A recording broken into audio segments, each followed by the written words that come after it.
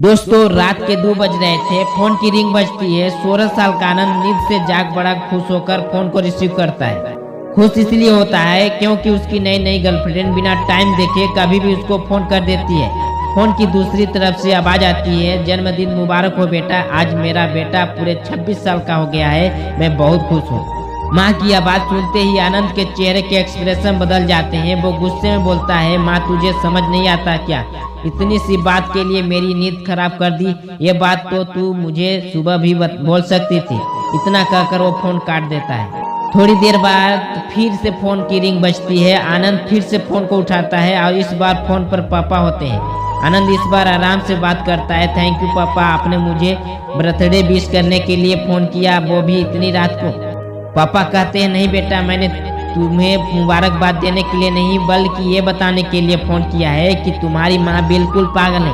वो इतनी पागल है कि पिछले 1 महीने से मुझे हर दिन तेरा बर्थडे याद दिलाती आ रही है। वो इतनी पागल है कि तू हमसे सैकड़ों किलोमीटर दूर है, फिर भी उसने यहाँ पर खुद अपने हाथों से तेरे लिए केक बनाया है। ऊपर से ये जिद कर बैठी है कि जब तक तुझे विश न कर देती तब तक न खुद खाना खाएगी ना मुझे खाने देगी। आनंद सब ध्यान से सुन रहा था और उसे ये महसूस भी हो रहा था कि उसने अपनी माँ को फॉर ग्रांटेड ले लिया था। वो बोला, नहीं पापा, माँ बिल्कुल पागल नहीं है। पापा कहते हैं, नहीं बेटा, तू अपनी माँ के पागलपन को नहीं जानता है, मैं जानता हूँ। वो तो 26 साल पहले ही पागल हो गई थी जब डॉक्टर ने उसे कहा था या तो हम बच्चों को बचा सकते हैं या आपको। उसने बिना 1 सेकेंड भी सोचे बच्चों को बचाने का फैसला ले लिया और मुझे भी कसम देकर उस फॉर्म पर साइन करने के लिए मना लिया था जिस पर लिखा था उसकी जिंदगी इस ऑपरेशन से खतरे में और अगर उससे कुछ होता है तो उसके जिम्मेदार डॉक्टर नहीं होंगे। अब तू ही बता, बिना तुझे देखे जो औरत तेरे लिए मरने को तैयार हो जाए उसे हम पागल नहीं कहेंगे तो क्या कहेंगे? इतना कहकर पापा ने भी फोन कर रख दिया। आनंद ने भी यह महसूस किया था कि वो जो कर रहा था वो भूल नहीं, गुनाह था।